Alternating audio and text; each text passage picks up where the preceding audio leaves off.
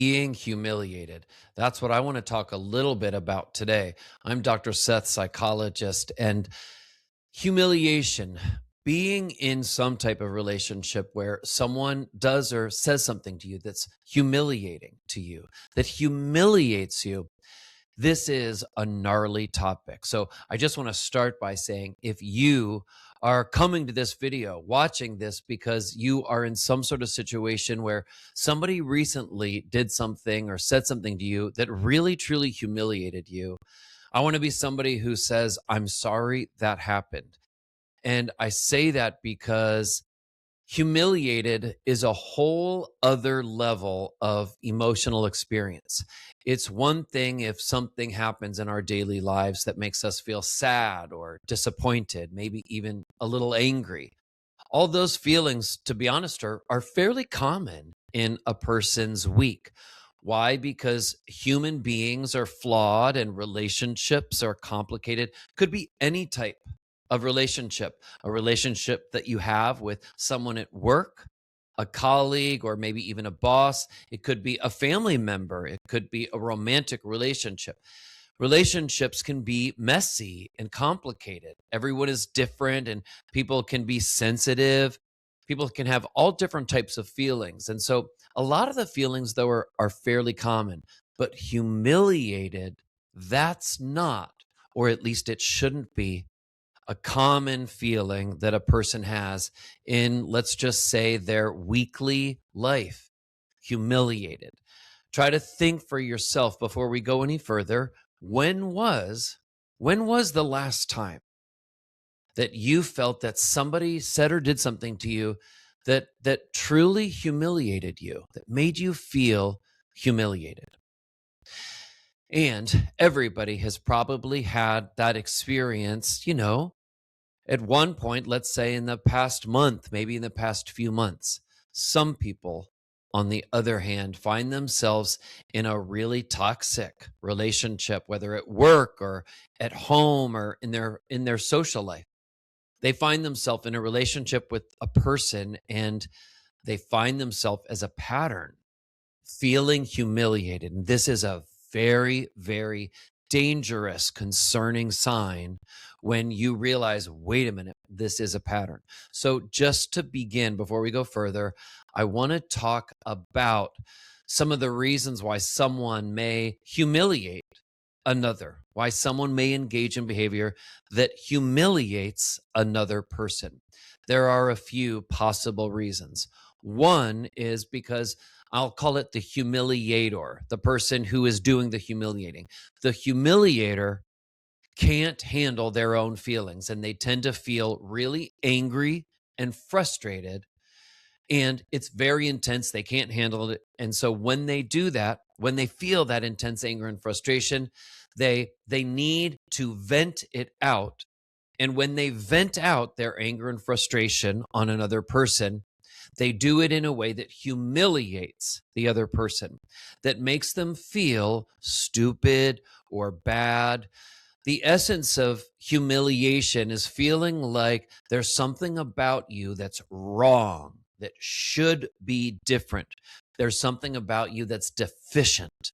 This is the feeling, okay? It doesn't mean it's true, but this is how it feels. Well, a person who is a humiliator, they may do it because they can't manage their own anger and frustration. Another reason why they may do it is because they have seen this behavior modeled before themselves. Someone in their life either currently humiliates them, or if you look back at their life experience, someone in the past who they had a close proximity relationship to, maybe at the same job, at work, at home, again, in their social circle, somebody else as a pattern had a way of humiliating them on occasion. So they just, it's par for the course. They just reenact it with other people. Why? Because they haven't processed and dealt with that true experience of being humiliated themselves. Okay. Now, another reason why people can humiliate another has to do with just simply being sadistic. Some people actually, it's very twisted, but it does happen. Some people actually get a sense of gratification. They actually feel better by humiliating someone else. It's like an extreme form of bullying. It makes them feel powerful and in control in that moment. When they make somebody else feel stupid or inferior or bad and humiliate them, they actually feel a jolt of power. Maybe they even like it in some way. They feel like their world is in control and organized and they have the upper hand. If this happened once, that's not okay. This is something that you need to deal with. This is something that you need to address with the other person. But a one time event is something different than a pattern. When you find yourself in a type of relationship, again, any type of relationship where you have seen a pattern where more than once this person has done something or said something to you that is humiliating you, it's like that movie, that old Apollo 13 movie, Apollo 13, I think it was. And I think the line is, Houston, we have a problem. Well, that's what happens. That is how clear cut, how simple and clear cut it is when you are in some type of relationship with somebody and they are humiliating you more than once. It is a problem. It is a grave problem, a serious problem. Why is it so serious? Well, it's serious, I believe, because human beings should feel a certain sense of just inherent dignity, just inherent dignity. And when somebody humiliates another person, what they do is they strip away that dignity that I believe every human being has and deserves as a right. They just strip it away. It is an extreme violation. And any positive relationship, whether it's a personal, voluntary relationship that you choose, or whether it's one, for example, at work, a relationship that needs to be functional, that you need in order to earn your income to make a living. Well, any positive relationship, in order for it to be functional, there needs to be some degree of mutual respect. There need to be some social rules for that relationship. Things that everybody in that relationship, everybody there knows you just can't do. So when somebody actively humiliates another person, they have trespassed. They have trespassed and violated that other person. They have violated a basic social rule that is critical. Okay. Now, what do you do when you have identified a pattern of another person humiliating you? What do you do?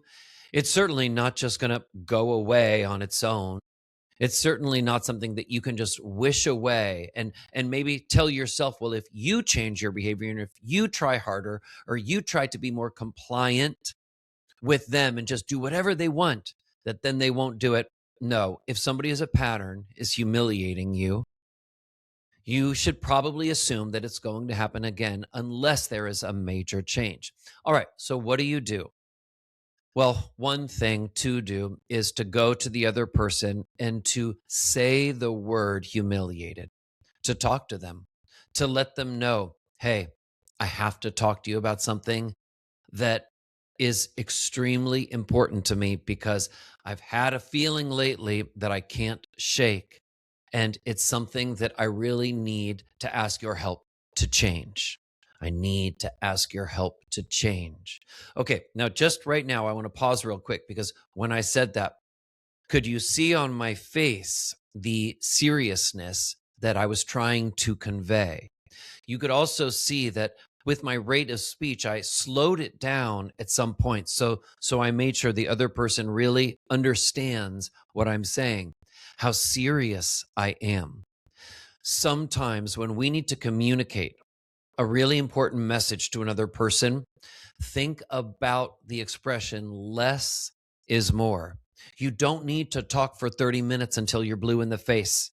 You don't need to read from a 4-page essay on what they did and how it made you feel. Less is more. You can choose just a few simple sentences to convey, to communicate, and let them know this is what happened. So let me give an example. I will talk for a moment as if I'm the person who was humiliated. You can say things like this: I need to tell you that I need to ask for this behavior to change because how I felt was humiliated. I felt humiliated. And it was a terrible feeling to feel that. And I don't want to feel that anymore. I don't want to feel humiliated. And there are a few things that you have said on different occasions that have caused me to feel this way. And I just need I need to ask your help here because it could not be more important to me. I can deal with a lot of things, but I don't know that I want to even be able to get to the point of saying, yeah, I can tolerate feeling humiliated in this relationship. And then I'll step out of that role play. Then you can share a few examples. Now, when you share examples with somebody, if you really want them to listen to you, be careful of your tone of voice. You know, you're not talking, you're certainly not yelling because nobody's going to hear you. Nobody's going to listen. You're talking in a tone of voice that is neutral and maybe even shows a little bit of kind of compassion and trying to understand the other person.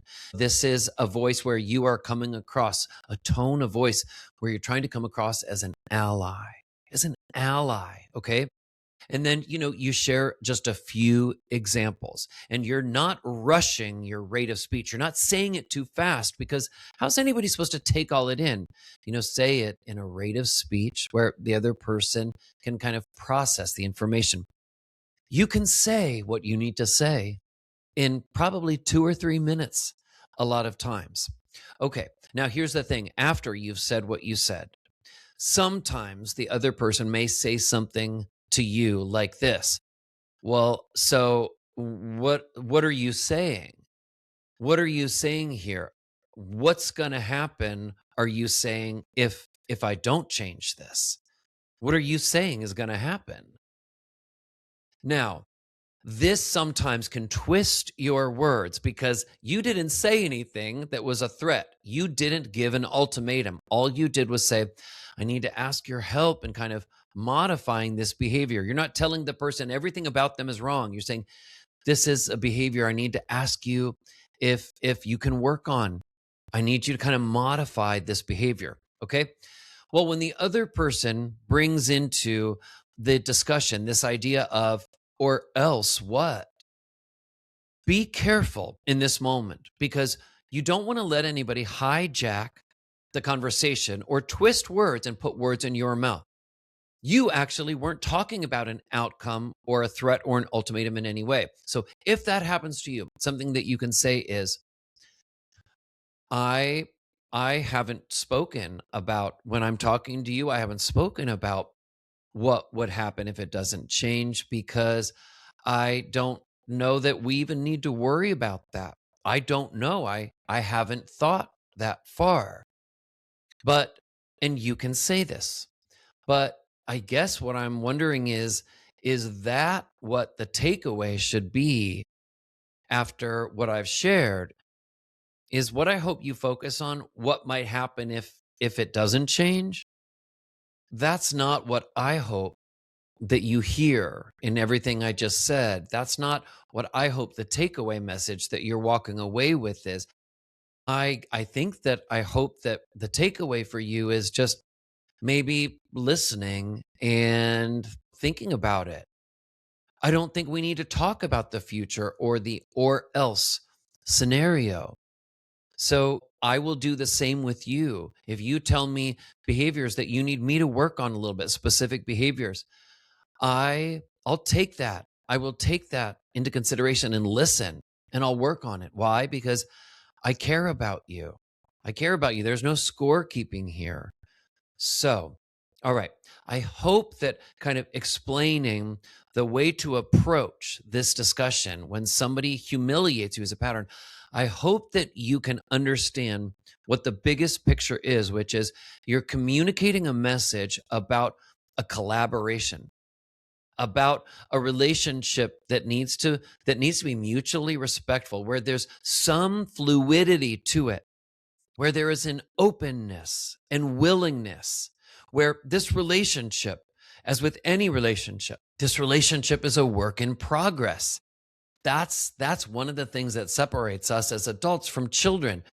We have the psychological resources, hopefully, to be able to see the big picture, to be able to remember things like being an adult is about sometimes taking the higher road and focusing on the long term benefit as opposed to the immediate gratification, what you want right now, what feels right now.